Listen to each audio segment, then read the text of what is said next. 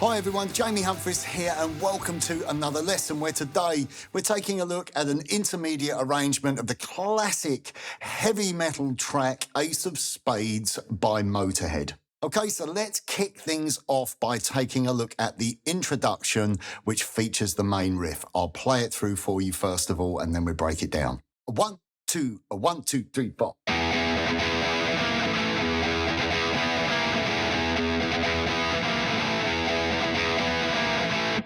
So this riff is based around an E5 tonality, an E5 power chord, but we have a little descending figure from the 9th fret D to the 8th fret D down to the 7th fret D.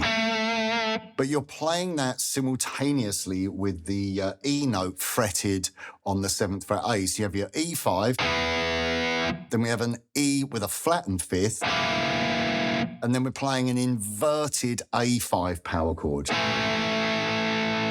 But then we have this kind of galloping 8th note, 16th note driving rhythm on the low E string, which is going down, down, down, up, down. So you get... And then we're going 2 downs on the E5,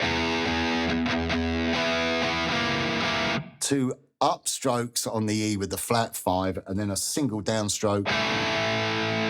And what I would suggest you do is sort of break it down a little bit. Practice going, getting the movement with your picking hand.